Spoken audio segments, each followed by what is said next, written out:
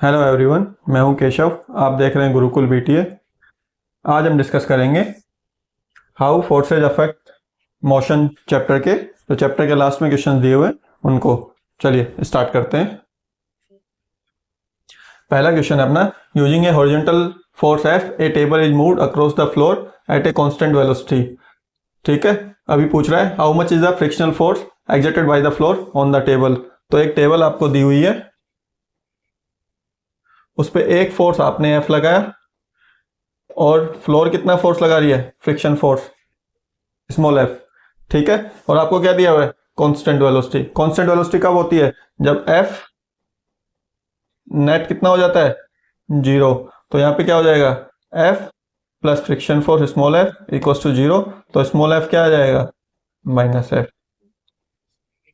Answer. ठीक है, आइए नेक्स्ट क्वेश्चन देखते हैं। नेक्स्ट क्वेश्चन है आपका, for a ball moving on a smooth frictionless surface. क्या दिया हुआ है, फ्रिक्शनलेस सरफेस, या स्मूथ का मतलब भी क्या होता है, फ्रिक्शनलेस। आइए, choose the appropriate option that will make the following statement physically correct. अब हमें बताना है कि इनमें से कौन कौन सा ऑप्शन ठीक है। चलिए पहला क्वेश्चन देखते हैं आपका। फर्स्ट है, if no net force is applied on the table the velocity of the ball will remain. ये हमने पिछले क्वेश्चन ही किया है कि जब अगर नेट फोर्स 0 है तो वेलोसिटी क्या रहती है, फिक्स रहती है या सेम रहती है। ठीक है, next, if A net force is applied on the ball in the direction of its motion. और अगर हम कोई फोर्स लगा रहे हैं और वो फोर्स क्या है, direction of the motion, motion की डायरेक्शन में है, तो क्या होगा, अगर हम धक्का मार रहे हैं किसी चीज को और जिधर चल रहा है उधर ही धक्का मार रहे हैं तो उसकी वेलोसिटी क्या हो जाएगी, इंक्रीज हो जाती है। ठीक है, लेकिन अगर नेट फोर्स लग रहा है और डायरेक्शन अपोजिट हो गई, मतलब कोई बॉल या बॉक्स चल रहा है इधर और हमने अपोजिट फोर्स लगाना शुरू किया, तो वेलोसिटी का मैग्नीट्यूड क्या हो जाएगा, डिक्रीज, मतलब वेलोसिटी क्या हो जाती है, कम। ठीक है, चलिए नेक्स्ट क्वेश्चन देखते हैं। नेक्स्ट क्वेश्चन है आपका, two block P and Q on a smooth horizontal surface. देखो बार बार स्मूथ क्यों दे रहा है, स्मूथ इसलिए दे रहा है कि आपका फ्रिक्शन फोर्स कितना है, 0। Are shown in figure. ठीक है, फिगर दिया हुआ है आपको, two force magnitude 4 and 5 newton उस पर लग रहा है अपोजिट साइड से, 5 राइट साइड लग रहा है, 4 लेफ्ट साइड लग रहा है। ठीक है, while block Q is moving with A constant velocity. और क्यू किससे चल रहा है, कांस्टेंट वेलोसिटी से। इसका मतलब क्यू पे कितना है, टोटल एफ नेट कितना है, 0। ठीक है, which of the following statement is correct. तो बताना है आपको, एफ एक्सपीरियंस ए नेट फोर्स, देखो 5 और 4, तो एफ नेट कितना हो जाएगा, एफ नेट हो जाएगा, अगर राइट साइड को मैं प्लस लेता हूं तो 5 माइनस 4 कितना हो जाएगा, 1 न्यूटन। किस पे, ए के अंदर। ठीक है, और वहां पे एफ नेट 0 है ही, तो क्या हो जाएगा, P experience A net force however Q does not experience A net force. ठीक है, तो ये पहला ही आंसर ठीक है आपका, पी के ऊपर एक नेट फोर्स आएगा कितना, 1 न्यूटन। ठीक है, और क्यू के ऊपर नेट फोर्स 0 रहेगा, क्यों, क्योंकि क्यू कांस्टेंट वेलोसिटी से चल रहा है। ठीक है, चलिए नेक्स्ट क्वेश्चन देखते हैं। नेक्स्ट क्वेश्चन है आपका, while practising for snake boat race. एक स्नेक बोट रेस के लिए 100 oarsman are rowing a boat together. 100 oarsman एक बोट को रो कर रहे हैं। ठीक है, जिसमें से 95 तो बैकवर्ड प्रोपेल कर रहे हैं। ठीक है, और 5 ओर्समैन गलती से अपोजिट डायरेक्शन में कर रहे हैं। ठीक है, और एक ओर्समैन कितना फोर्स लगा रहा है, 200 न्यूटन। तो अगर मैं एक बोट बना देता हूं, ये मेरी एक बोट है। ठीक है, 95 लोग इस पे इधर फोर्स लगा रहे हैं और 5 अपोजिट डायरेक्शन में फोर्स लगा रहे हैं। ठीक है, और एक आदमी का फोर्स कितना है, दिया हुआ है आपको कितना, 200 न्यूटन। तो 95 इंटू 200 इधर फोर्स लगेगा और 5 इंटू 200 इधर फोर्स लगेगा। तो एफ नेट कितना हो जाएगा, एफ नेट हो जाएगा आपका 95 इंटू 200 माइनस, सॉरी,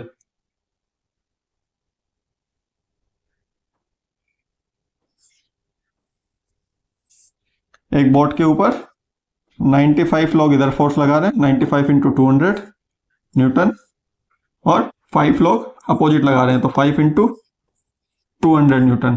तो एफ नेट कितना हो गया, दोनों अपोजिट डायरेक्शन में फोर्स है तो माइनस हो जाएंगे, 95 इंटू 200 माइनस 5 इंटू 200, 200 कॉमन आ गया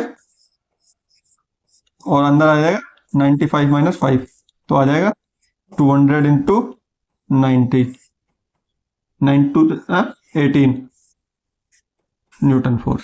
ठीक है, तो ये क्या बोल रहा है, what is the net force on the snake board. Snake board पे नेट फोर्स कितना आ जाएगा, जितना राइट साइड लग रहा है और लेफ्ट साइड लग रहा है, दोनों को माइनस कर देंगे तो नेट फोर्स आ जाएगा। तो नेट फोर्स कितना लग रहा है, 18,000 न्यूटन। फोर्स की यूनिट क्या होती है, न्यूटन, तो ये लिखना मत भूलना। ठीक है, चलिए, और देखो लास्ट में क्या दे रखा है, ignore drag force, friction force, air friction, मतलब और बाकी तरीके के जो फ्रिक्शन लगते हैं वो सारे कितने, 0 है। इसलिए सिर्फ हमें जो आदमी फोर्स लगा रहे हैं, बोट को जो रो कर रहे हैं, उन्हीं का फोर्स देखना है। ठीक है, नेक्स्ट क्वेश्चन देखते हैं। नेक्स्ट क्वेश्चन है आपका, when A net force acts on an object. जब भी एक नेट फोर्स किसी ऑब्जेक्ट के ऊपर लगता है तो ऑब्जेक्ट क्या करता है, एक्सेलरेट करता है। ठीक है, सही बात है। जब भी एक नेट फोर्स लगेगा, नेट फोर्स 0 होता है तो कांस्टेंट वेलोसिटी से चलता है। कांस्टेंट वेलोसिटी मतलब यूनिफॉर्म मोशन। ठीक है, तो इसका मतलब क्या होता है, opposite to the direction of motion. Accelerate किधर करता है, अगर नेट फोर्स डायरेक्शन में लग रहा है। ठीक है, अभी हमने देखा था फोर्स की डायरेक्शन, अगर मोशन की डायरेक्शन, मोशन इधर हो रहा है और फोर्स भी इधर हो रहा है तो ये एक्सेलरेशन भी इधर होगा। लेकिन अगर मोशन इधर हो रहा है और फोर्स अपोजिट लग रहा है, ठीक है, तो एक्सेलरेशन भी किधर होगा, फोर्स की डायरेक्शन में। ठीक है, तो इसमें देखो पहला ऑप्शन क्या बोल रहा है, opposite to the direction of the motion which accelerate with acceleration proportional to the force acting on the object. ठीक है, तो ये नहीं होगा। Opposite to the direction of force, देखो अपोजिट तो होगा ही नहीं, फोर्स की डायरेक्शन में ही एक्सेलरेशन होगा। ठीक है, in the direction of force with acceleration inversely proportion to the force acting on object. Inversely proportion भी नहीं होगा, प्रोपोर्शनल होता है फोर्स एक्सेलरेशन के। Second law of newton second law क्या बोलता है, सेकंड लॉ बोलता है F इक्वल्स टू ma, जिससे क्या पता लगता है अपने को, फोर्स क्या होता है, प्रोपोर्शनल टू एक्सेलरेशन। तो लास्ट ऑप्शन क्या हो गया अपना, इन द डायरेक्शन ऑफ फोर्स भी होगा। ठीक है, और एक्सेलरेशन क्या होगा, प्रोपोर्शनल टू फोर्स भी होगा। ठीक है, नेक्स्ट देखते हैं। नेक्स्ट क्वेश्चन है आपका, द पोजीशन टाइम ग्राफ दिए हुए हैं आपको, कितने, 4 ग्राफ दिए हुए हैं। ठीक है, जिसमें ए बी सी और डी दिए हुए हैं, moving along a straight line, straight line में मूव कर रहे हैं। ठीक है, नेट फोर्स बता रहा है कितना कितना लग रहा है। ठीक है, ऑब्जेक्ट ए के अंदर पोजीशन टाइम ग्राफ है। ठीक है,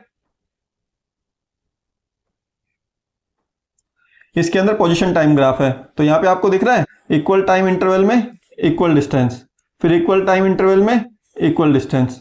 ठीक है, तो ये कैसा मोशन है, पोजीशन कैसे चेंज हो रही है, इक्वल टाइम इंटरवल में अगर इक्वल पोजीशन चेंज होती है या इक्वल डिस्टेंस ट्रेवल होती है तो उसको हम क्या बोलते हैं, यूनिफॉर्म मोशन। यूनिफॉर्म मोशन का मतलब क्या होता है, v कांस्टेंट, और अगर वेलोसिटी कांस्टेंट होती है तो एफ नेट कितना होता है, एफ नेट आपका हो जाता है 0। तो फर्स्ट केस में क्या हो गया, एफ नेट 0। ठीक है, सेकंड में बोल रहा है पोजीशन उसकी फिक्स है। पोजीशन फिक्स है मतलब क्या है कि ऑब्जेक्ट कहां पे है आपका, रेस्ट पे। ऑब्जेक्ट अगर रेस्ट पे है तो रेस्ट पे कब बचेगा, जब एफ नेट क्या होगा आपका 0। ठीक है, पोजीशन चेंज ही नहीं हो रही है, इसका मतलब मूवमेंट ही नहीं हो रहा है। थर्ड आपका पोजीशन चेंज हो रही है लेकिन इक्वल टाइम इंटरवल के अंदर इक्वल डिस्टेंस नहीं हो रही है। इसका मतलब क्या हो गया, यहाँ पे वेलोसिटी है और वेलोसिटी क्या हो रही है, चेंज हो रही है। तो वेलोसिटी चेंज हो रही है, इसका मतलब F net not equal to 0।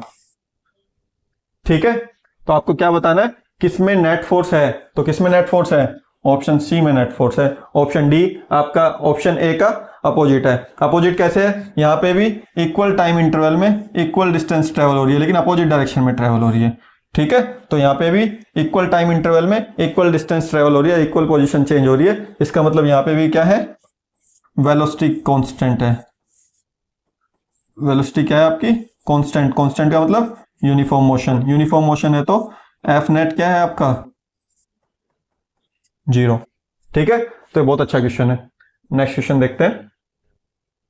Next question है आपका थर्ड लॉ ऑफ मोशन से, sorry Newton third law of motion से। A sailor jumps out from a small boat to the shore, as the sailor jumps forward will the boat move, if yes in which direction and why. ठीक है, कि अगर ये लड़का जो दिख रहा है ये अगर जंप करके शोर के ऊपर आता है तो बोट किधर मूव करेगी, जब ये इधर कर रहा है तो इसको फोर्स कौन लगा रहा है, जब ये इधर मूव कर रहा है तो ये फोर्स लग रहा है पीछे की तरफ। ठीक है, लड़का फोर्स लगा रहा है बोट पे पीछे की तरफ और बोट लड़के पे फोर्स लगा रही है आगे की तरफ। ठीक है, तो फोर्स तो लग रहा है, इसका मतलब क्या हो गया, if yes, will the boat move? Yes, boat will move in opposite direction.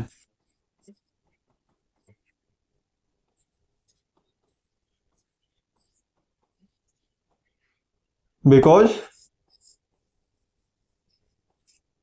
as per Newton's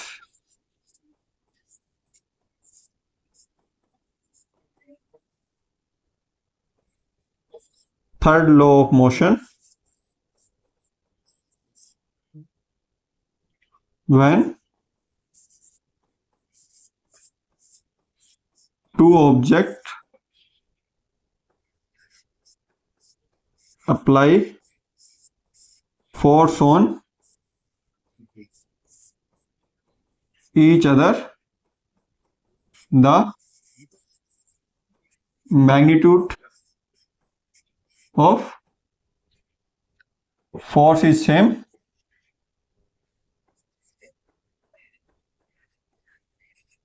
but direction is opposite. तो जब डायरेक्शन अपोजिट है तो क्या होगा, लड़का लेफ्ट साइड में जाएगा और बोट किधर जाएगी, राइट साइड में जाएगी। ठीक है, चलिए नेक्स्ट क्वेश्चन देखते हैं। नेक्स्ट क्वेश्चन है आपका, during a high jump event a landing mat और a sand bag is place.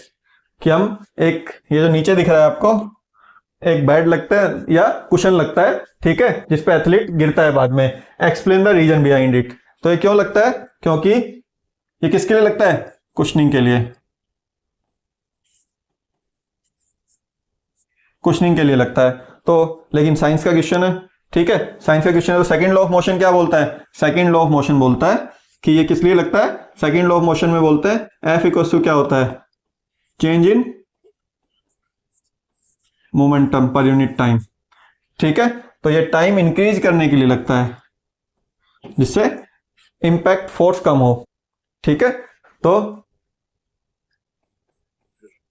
It is used, क्यों यूज किया जाता है, to increase the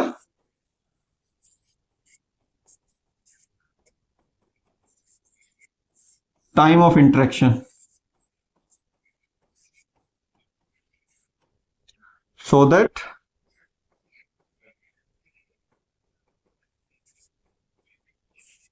impact force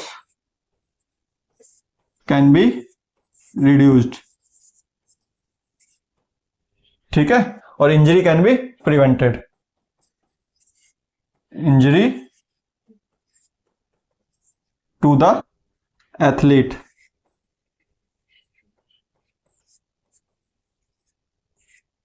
can be prevented, जिससे एथलीट को चोट न लगे।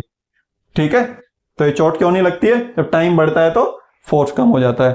ठीक है, तो जितना ज्यादा टाइम लगेगा उतना ही फोर्स या इंपैक्ट कम लगेगा और उसको चोट नहीं लगेगी। ठीक है, आइए नेक्स्ट क्वेश्चन देखते हैं। नेक्स्ट क्वेश्चन है आपका, a hand cart loaded with vegetable collide with identical but empty cart. आपकी एक कार्ट जो लोडेड है वो टकराती है आइडेंटिकल सेम कार्ट से, लेकिन वो लोडेड नहीं है, एम्प्टी है। ठीक है, during the collision, during the collision क्या होता है, Newton third law of motion क्या बोलता है, जब भी दो चीजें आपस में टकराती हैं या फोर्स लगाती हैं तो फोर्स कैसा लगता है, या इस पे अगर एफ फोर्स लगाएगी तो ये वापस भी कितना फोर्स लगाएगी, एफ फोर्स लगाएगी। तो फोर्स इक्वल होते हैं, लेकिन तो क्या होते हैं, the loaded cart and the emptied cart both exert and equal magnitude of force on each other. तो दोनों इक्वल फोर्स लगाएगी लेकिन डायरेक्शन अपोजिट होगी। ठीक है, तो क्या होगा, दोनों इक्वल फोर्स लगाती हैं। ठीक है, कहां से आया ये, थर्ड लॉ ऑफ मोशन से। ठीक है, चलिए नेक्स्ट क्वेश्चन देखते हैं। नेक्स्ट क्वेश्चन है आपका, the acceleration mass graph for the acceleration produced by a force an object of different masses is plotted in this, plot the force mass graph for this case. ठीक है, acceleration mass graph आपका दिया हुआ है और आपको क्या पूछ रहा है, फोर्स मास ग्राफ पूछ रहा है। चलिए बताइए, फोर्स क्या होता है,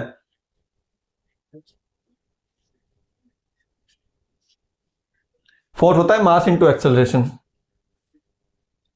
यहां लिख रहा हूं।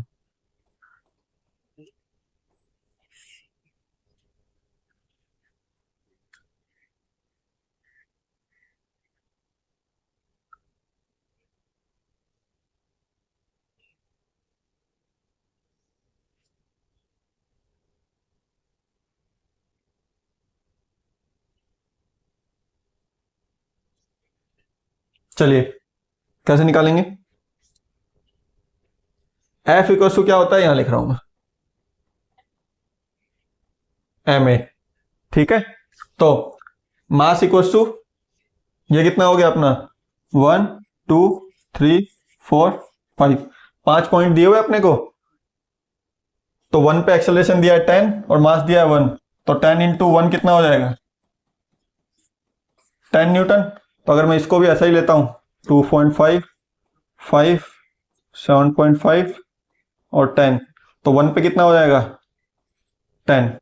ठीक है, अब ऐसे ही मैं फोर्स निकालूंगा 2 पे, तो 2 पे कितना दिया हुआ है, 5 और 2, 5 2 जा 10, 2 पे भी कितना हो गया, 10।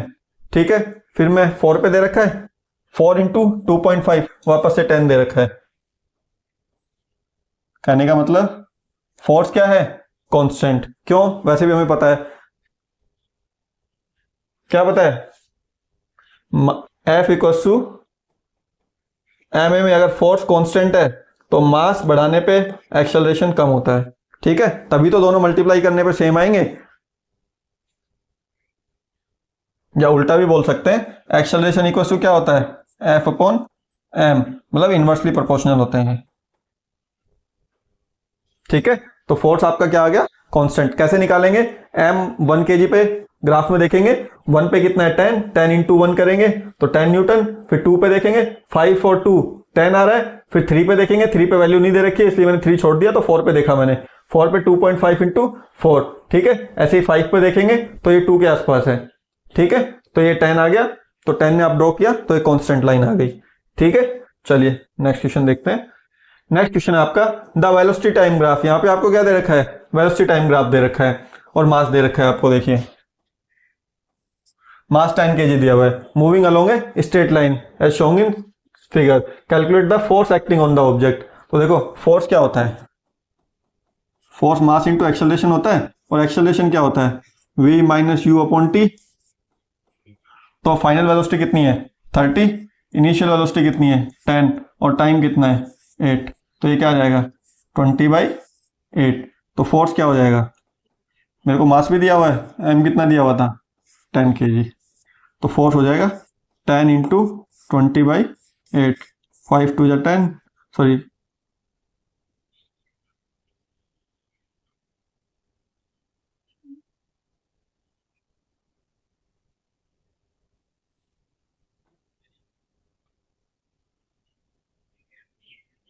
2 4 जा 8, 2 5 जा 10, ठीक है, 4 5 जा 20, 5 5 जा 25 न्यूटन आंसर।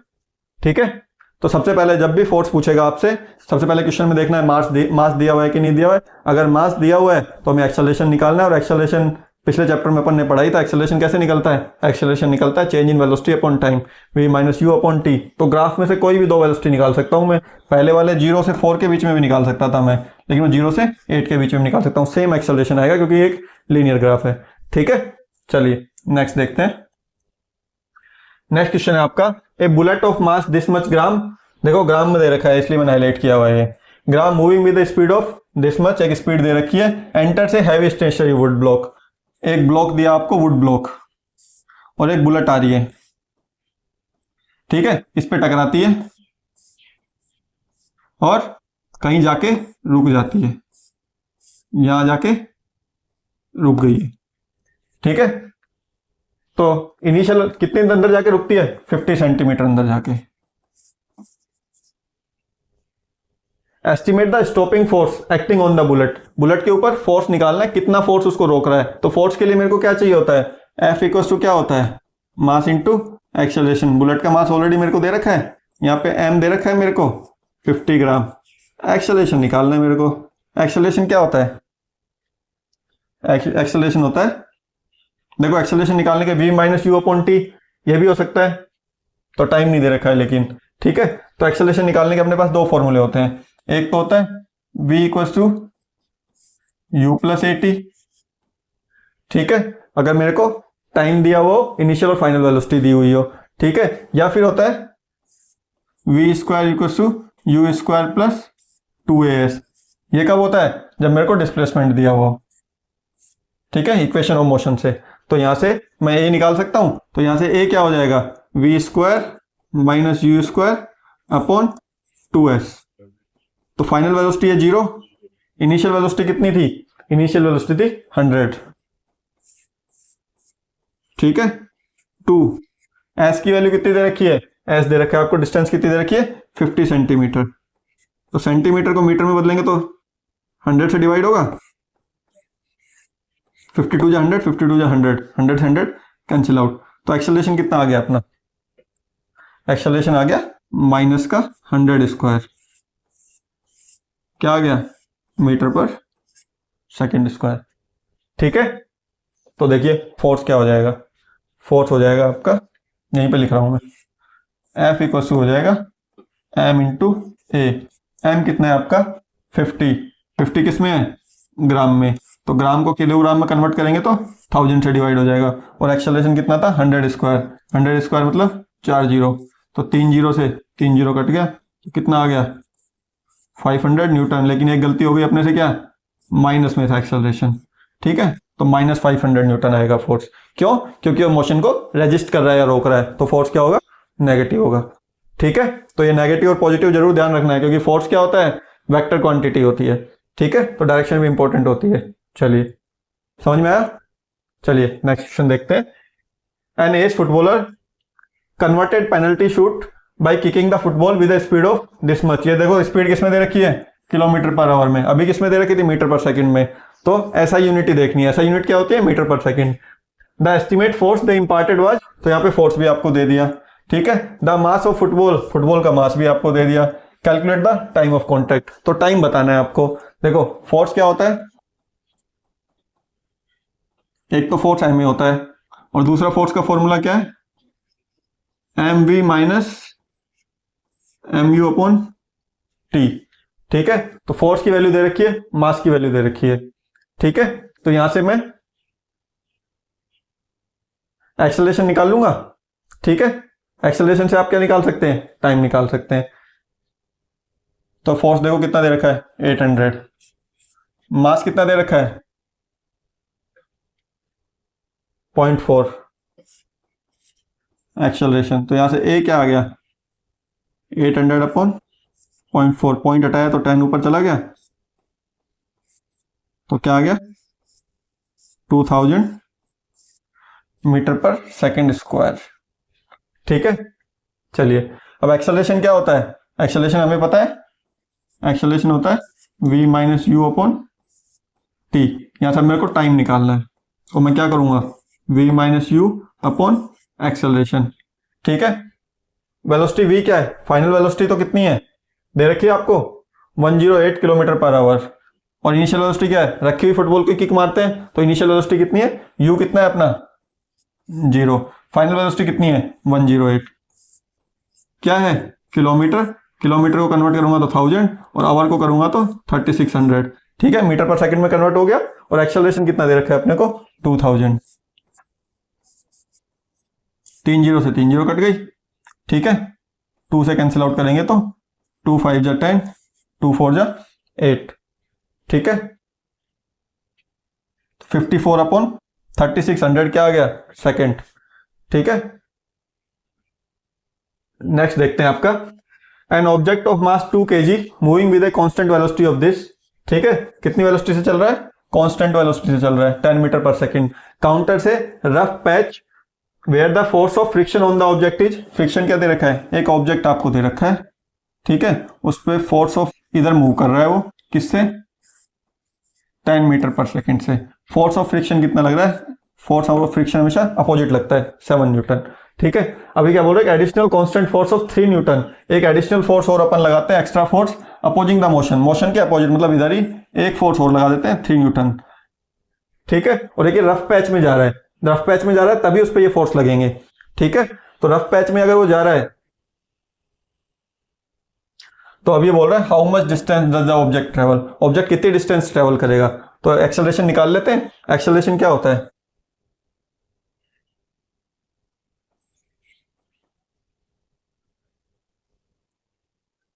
एक्सेलरेशन होता है, मास दिया हुआ है, हाँ मास दिया हुआ है, एक्सेलरेशन होता है फोर्स अपॉन मास। तो फोर्स कितना दिया हुआ है 7 + 10, 7 + 3 10, और मास दिया हुआ है 2। तो एक्सेलरेशन कितना आ गया 5 मीटर पर सेकेंड स्क्वायर। ठीक है, लेकिन देखो फोर्स कहाँ था अपोजिट डायरेक्शन में मोशन के, तो -10, तो ये कितना हो जाएगा -5। अब आपसे क्या पूछा है कितनी डिस्टेंस ट्रेवल करेगा, तो डिस्टेंस कैसे आती है एस, एस इक्वल टू क्या हो जाती है,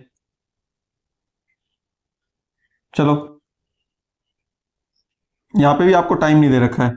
ठीक है, तो मैं इस वाले इक्वेशन लगाने की बजाय कौन सी इक्वेशन लगाएंगे, v² = u² + 2as। क्यों, मेरे को एक्सेलरेशन भी पता है, मेरे को u भी पता है, मेरे को v भी पता है। ठीक है, तो ये फाइनल वेलोसिटी कितनी हो जाएगी, क्यों रुक जाता है, coming to rest. Coming to rest का मतलब क्या है, v = 0, और u आपको दे ही रखा है, u कितना दे रखा है, u आपको दे रखा है 10 मीटर पर सेकेंड।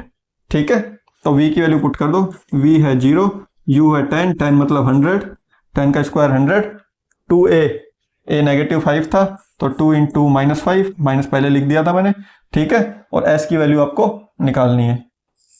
ठीक है, तो ये क्या हो जाएगा 100 = 10s, तो s कितना आ गया 100/10, तो कितना आ गया 10 मीटर, तो 10 मीटर जाके रुक जाएगा।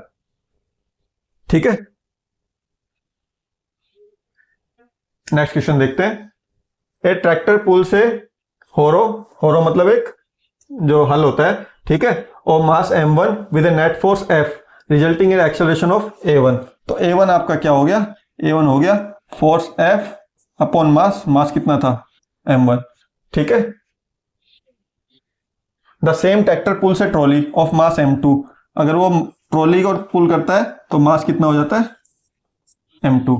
ठीक है, producing a force of act mass if the tractor now, तो पहले क्या था कि हल को सिर्फ ले रहा था या प्लो को ले रहा था। ठीक है, फिर किसको ले रहा है ट्रॉली को, अब दोनों को ले रहा है। क्या बोल रहा है, अब हमने होरो को पुल कर दिया किसमें या पुट कर दिया किसमें, ट्रॉली में, और फोर्स क्या लग रहा है same, then obtain the expression for the resulting acceleration in terms of a1 and a2। तो अब उसके बाद क्या बोल रहा है, इसके बाद भाई साहब बोल रहे हैं कि एक रिजल्टेंट a नेट बताओ जब वो फोर्स तो f ही लगा रहा है लेकिन मास कितना कितना यूज कर रहा है, दोनों मास के ऊपर लग रहा है m1 + m2, और मेरे को किसके टर्म में चाहिए a1 और a2 की टर्म में चाहिए। तो m1 और m2 को a1 a2 की टर्म में पुट कर दो, तो यहां से क्या आ जाएगा m1 आ जाएगा f/a1 और m2 क्या आ जाएगा f/a2। तो मैं यहां अगर पुट करूंगा तो f m1 की वैल्यू पुट करो f/a1 + f/a2, f से f कैंसिल आउट हो जाएगा कॉमन लेकर के, तो बाकी आंसर आएगा 1/a1 + 1/a2। इसको अगर मैं सोल्व करूंगा तो क्या आ जाएगा a1 a2 upon a1 + a2, ये हो गया a नेट। एक्सेलरेशन क्या आ गया आपका a1 a2 upon a1 + a2, ये आपका आंसर है। ठीक है, नेक्स्ट क्वेश्चन देखिए आपका। नेक्स्ट क्वेश्चन है when the pole of a bar magnet is brought close to magnet compass, जब एक पोल को आप मैग्नेटिक कंपास के पास लेके आते हैं तो क्या होता है, the compass needle which is also a magnet, तो कंपास की जो निडल होती है वो भी एक मैग्नेट होती है, दोनों आपस में एक दूसरे पे फोर्स लगाती हैं। ये क्या बोलता है, क्या बताता है, थर्ड लॉ ऑफ मोशन आपका बताता है कि आपस में एक दूसरे पे फोर्स लगाएंगी। एज पर Newton third law of motion क्या कह रहा है, both forces are equal in direction, in equal in magnitude but opposite in direction. ठीक है, however the compass needle moves whereas the bar magnet does not move. तो ये बोल रहा है कि कंपास की निडल तो मूव कर जाती है लेकिन बार मैग्नेट मूव नहीं करता है, एक्सप्लेन व्हाई। ठीक है, तो इसका आंसर क्या होगा आपका, फोर्स इज इक्वल,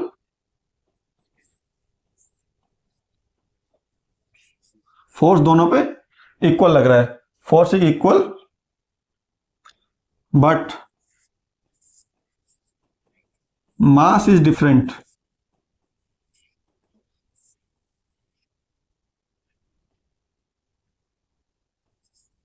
मास क्या हो गया, मास डिफरेंट हो गया इसकी वजह से।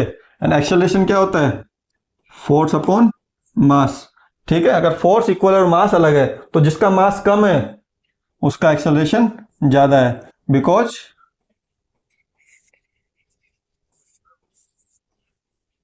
Mass of needle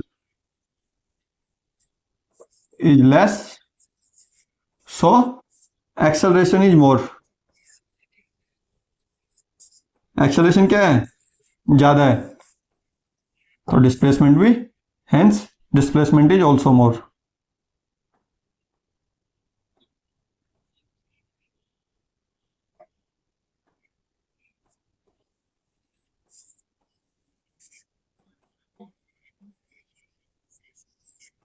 Displacement of the needle of compass is also high। इसलिए क्या होगा, जब मास कम है और मैग्नेट का मास ज्यादा है तो उसका एक्सेलरेशन कम है, एक्सेलरेशन कम है तो डिस्प्लेसमेंट कम है या नेग्लिजिबल डिस्प्लेसमेंट है। ठीक है, समझ में आया? तो हमेशा फोर्स इक्वल ही है लेकिन मास अलग होने की वजह से सेम चीज, ये क्वेश्चन थोड़ा घूम के भी आ सकता है कि अर्थ भी हमारे ऊपर फोर्स लगा रही है, हम भी अर्थ के ऊपर फोर्स लगा रहे हैं। जब ग्रेविटेशनल फोर्स लगता है तो एक्शन और रिएक्शन दोनों फोर्स इक्वल है, लेकिन अर्थ तो हमारी तरफ मूव नहीं करती, हम अर्थ की तरफ मूव क्यों करते हैं? क्योंकि अर्थ का मास बहुत ज्यादा है, अर्थ का मास बहुत ज्यादा तो अर्थ का एक्सेलरेशन बहुत कम होगा, तो हमारे पास आ ही नहीं पाती है या बहुत कम माइन्यूट आती है जो हमें दिखता भी नहीं है। ठीक है, तो इसी के साथ अपना फोर्थ चैप्टर के एक्सरसाइज जो चैप्टर के पीछे दी हुई है खत्म होती है। उम्मीद करता हूं आपको समझ में आया होगा और वीडियो अच्छा लगा होगा। तो बच्चों, अगर वीडियो अच्छा लगा हो तो प्लीज़ वीडियो को लाइक कीजिए, अपने दोस्तों में शेयर कीजिए और चैनल को जिन्होंने अब तक सब्सक्राइब नहीं किया प्लीज़ चैनल को सब्सक्राइब कीजिए। Thank you for watching. Thank you.